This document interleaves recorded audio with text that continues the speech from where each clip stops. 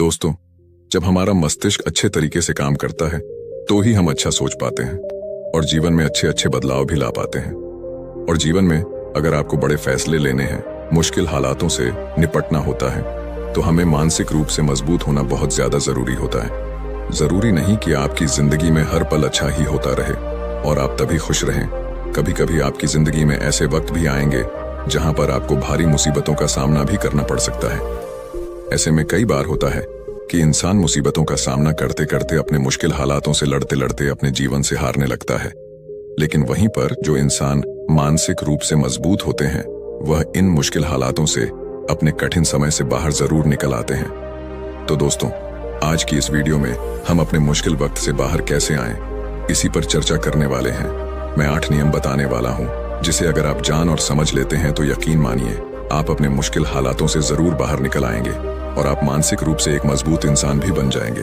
तो मित्रों, आज की यह वीडियो बहुत ही महत्वपूर्ण होने वाली है, इसे छोड़कर कहीं जाइएगा नहीं।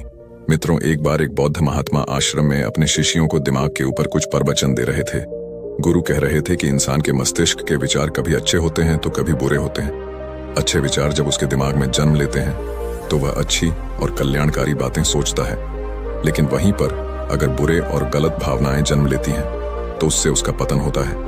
तभी उन्हीं में से एक राजवंत नाम का शिष्य खड़ा होता है और गुरु से पूछता है कि गुरुवर, क्या कुछ ऐसा तरीका आप बता सकते हैं जिससे कि हम अपने मस्तिष्क को मजबूत और ताकतवर बना सकते हैं, खुद को मानसिक रूप से मजबूत बना सके। गुरु कहते हैं कि अवश्य मैं बताऊंगा, लेकिन उससे पहले मैं कुछ बातें मन पर बता रहा हूं जिसे तुम लोग ध्यानपूर्वक सुनना। तभी जाकर के हम बताएंगे कि मानसिक रूप से मजबूत कैसे बने। तभी तुम सब इस बात को बड़ी ही आसानी से समझ पाओगे। गुरु कहते हैं कि जब भी हम कुछ सोचते हैं तो सबसे पहले वह विचार हमारे मस्तिष्क में जन्म लेते हैं और उसी के अनुरूप हमारा पूरा शरीर कार्य करने लगता है। मान लो कि आप कुछ दुख भरी बातें सोचते हैं तो आप बिल्कुल शिथिल होते चले जाते हैं, आपके शरीर की ऊर्जा कम होने लगती है। लेकिन वहीं पर अगर आप कुछ उत्साह भरी बातें सोचते हैं तो आपके शरीर के अंदर असीमित ऊर्जा बहने लगती है, आप वाकई में ऊर्जावान दिखाई देने लगते हैं। आप ये अनुभव खुद कर पाएंगे कि जब आप खुशी होते हैं तो आपके शरीर के अंदर बहुत ऊर्जा आ जाती है, आपका रोम रोम खिल उठता है। ऐसा इसलिए हुआ क्योंकि आपने अपने दिमाग में कुछ जोश भरी बातें सोची। शरीर तो वही है आपका, लेकिन जब आप दुखी होते हैं तो आपका शरीर बिल्कुल ऊर्जा विहीन हो जाता है। लेकिन जब आपके विचार जोश भरे वाले होते हैं तो आपका शरीर खिल उठता है। यानी हमारा शरीर किस तरीके से काम करेगा, यह सब हमारे मस्तिष्क में उत्पन्न हो रहे विचारों पर निर्भर करता है। अब तुम सबको मेरी बातें बहुत ही अच्छे तरीके से समझ में आएंगी। अब हम बताने जा रहे हैं कि मानसिक रूप से हम मजबूत कैसे बने। गुरु कहते हैं कि मैं तुम सबको 8 तरीका बताऊंगा। अगर आप उन 8 तरीकों को अपने दिमाग में लाते हैं, वैसा ही सोचते हैं, तो यकीन मानिए आपका शरीर भी वैसा ही काम करने लगेगा। जैसा कि मैं पहले बता चुका हूं कि जब आप दुखी होते हैं तो आपका शरीर ऊर्जा विहीन होने लगता है, लेकिन जब आप खुश होते हैं, आपके दिमाग में अच्छा विचार आया और आप खुश हो गए तो आपके शरीर में अच्छी ऊर्जा बहने लगती है। इसका मतलब यह है कि अगर हम वह 8 तरीका जान लें और वही हम अपने दिमाग में सोचे तो हमारा शरीर भी ऊर्जा और जोश से भर जाएगा, अर्थात हम मानसिक रूप से मजबूत बन जाएंगे। और वास्तव में जब आप मानसिक रूप से मजबूत बन जाएंगे तो आप मुश्किल हालातों का सामना बड़ी ही आसानी से कर लेंगे। गुरु कहते हैं कि शिष्यों, मानसिक रूप से मजबूत बनने का पहला नियम है, जो हो चुका है उसकी परवाह करना छोड़ दो।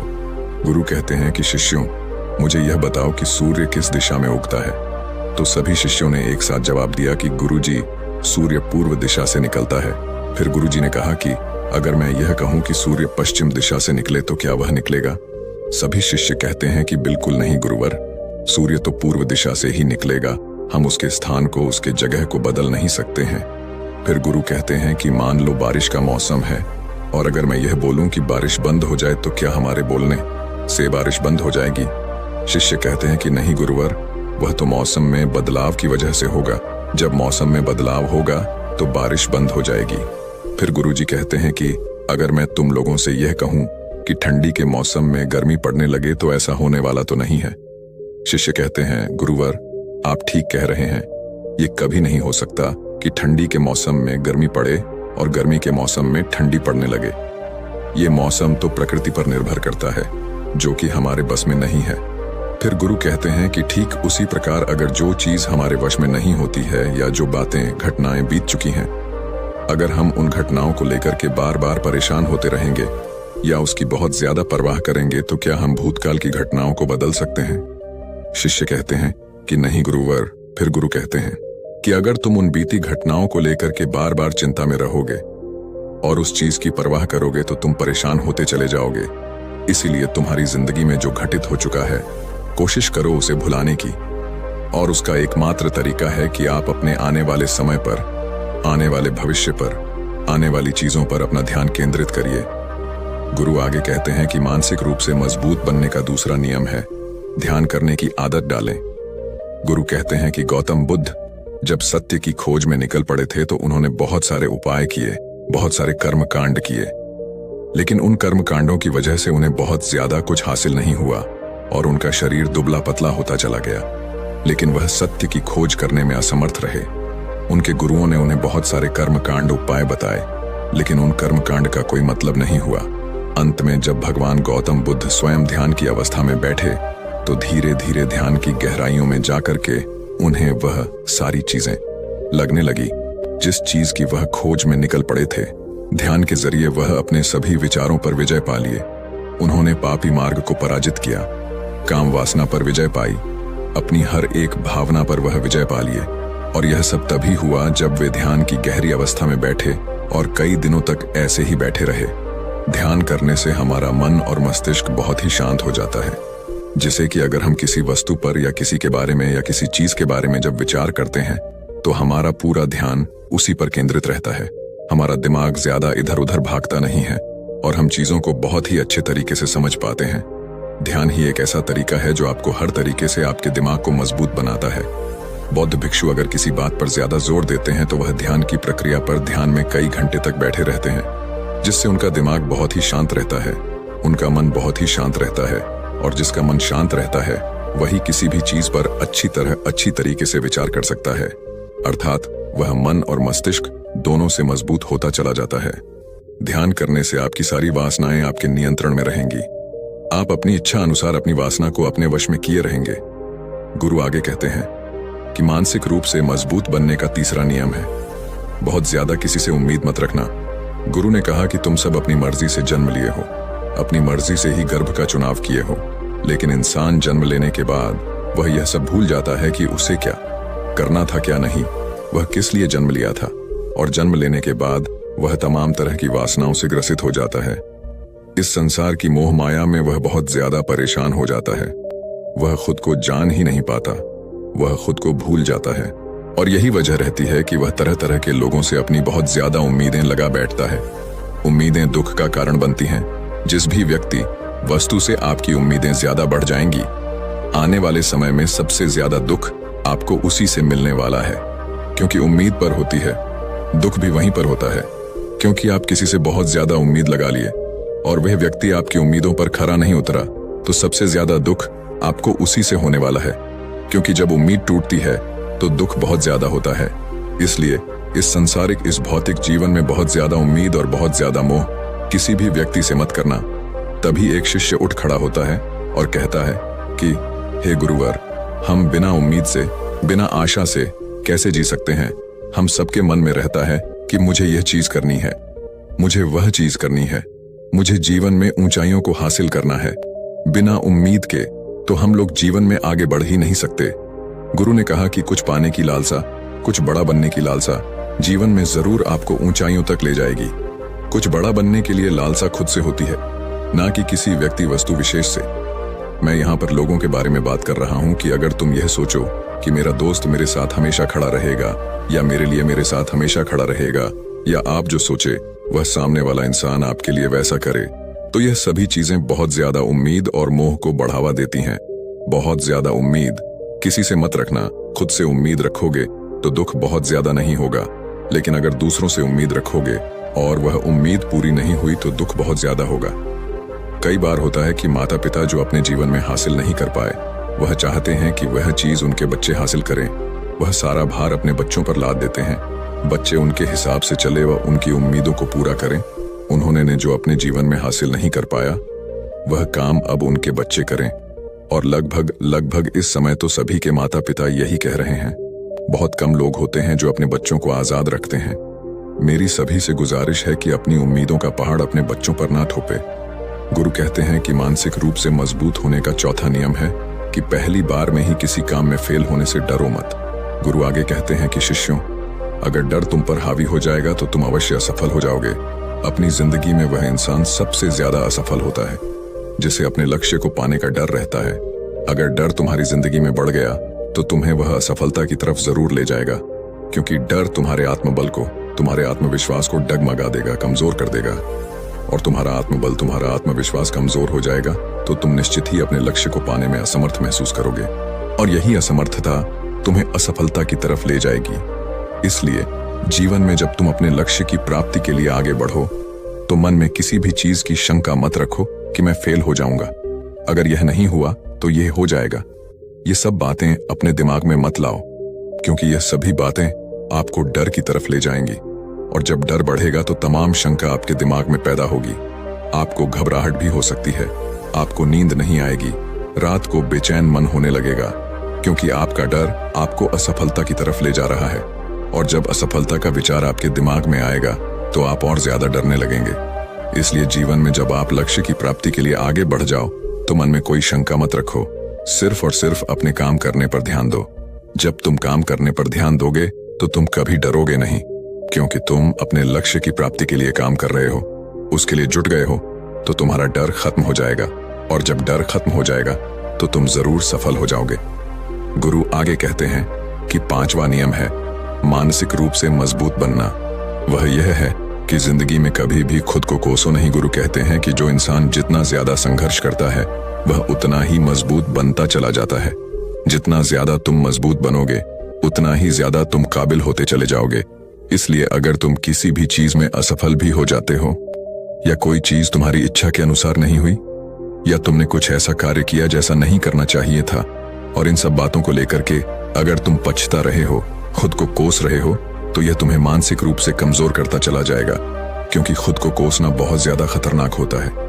यह आपके दिमाग की क्षमता को कम कर देगा, आपकी सोचने समझने की शक्ति को कम कर देगा, आपके आत्मबल, आपके आत्मविश्वास को कम कर देगा।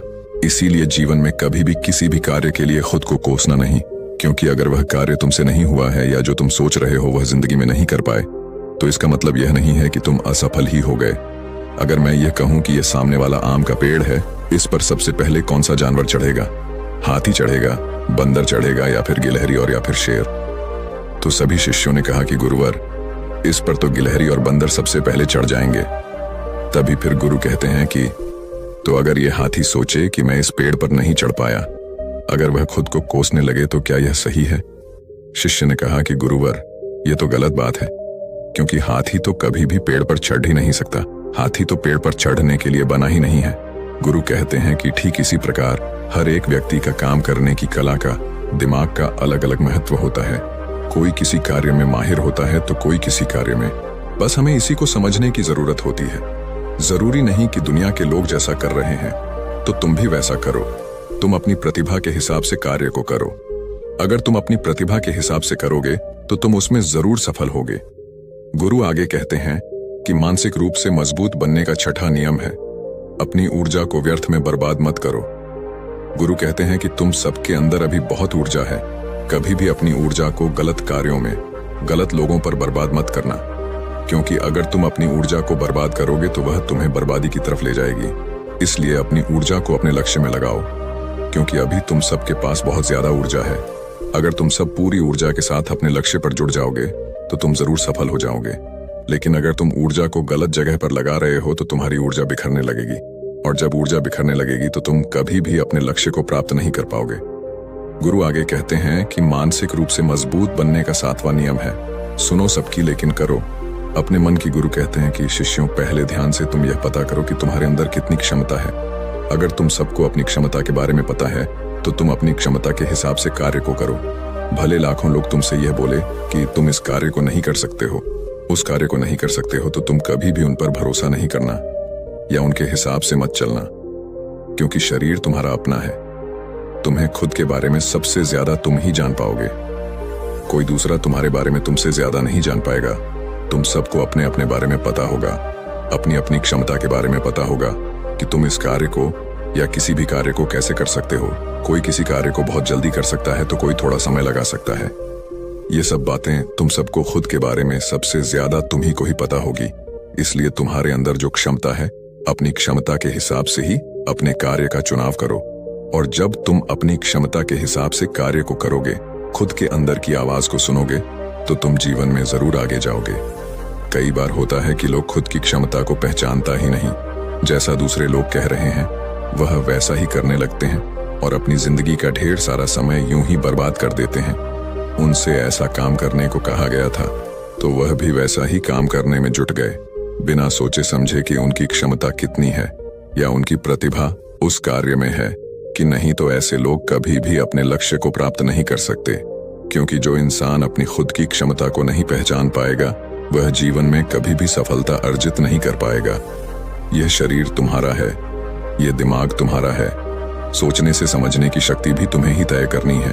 तुम्हें पता होना चाहिए कि तुम्हारा शरीर कितना मजबूत है, कितना ताकतवर है और इसमें कितनी क्षमता है। और अगर क्षमता नहीं है तो अपने शरीर की क्षमता को बढ़ाने की कोशिश करिए और खुद के अंदर की खुद की भावनाओं को सुनने का प्रयास करिए और अपनी क्षमता के हिसाब से आगे बढ़िए।